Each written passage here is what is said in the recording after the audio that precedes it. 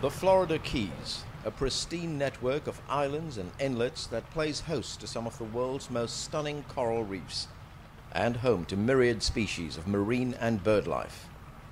Cormorants and other diving birds, experts say, would be the first to suffer as the oil slick now moves down the Gulf Coast.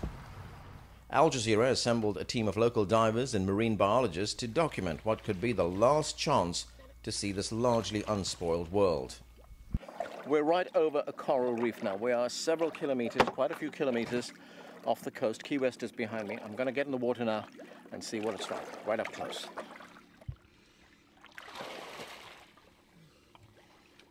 The reef is already suffering damage. Extreme temperatures, pollution and mishandling by tourists have taken a toll.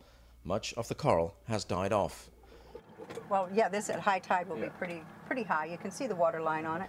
Marine scientist Victoria Impelomeni has spent more than 35 years studying this coastline and says the peculiar island geography here puts the Keys at great risk. Right.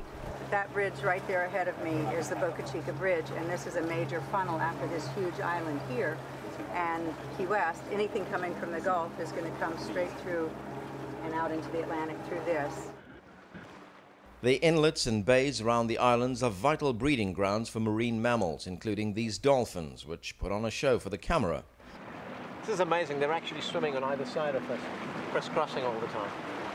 Less forthcoming, but equally important, are turtles and endangered manatees, which spawn in these waters. An oil slick on the surface could be lethal. Because they have to come to the surface to breathe, they won't be able to do that without getting very ill. Almost all the islands of the Keys are surrounded by mangrove estuaries. They are a miniature ecosystem, providing food for marine life and form an ideal nursery for a variety of fish and other wildlife like this black crab. At the other end of the food chain, they are also a hunting ground for the majestic bald eagle. These entangled roots could also form the perfect trap for oil pollution. Once it gets here, it will be almost impossible to remove. All that has to do is come out of water one time, one tide, when there's oil on it, and everything dies. Almost everybody on the island of Key West depends on the sea for their living.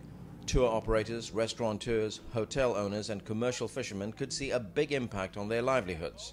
The oil could arrive as tar balls, relatively easy to disperse, or in some other weathered form. But for now, as people watch the widespread devastation wrought by the oil slick on the Louisiana coast, they're wondering what will happen when the pollution reaches here. Anand Naidu, Al Jazeera in the Florida Keys.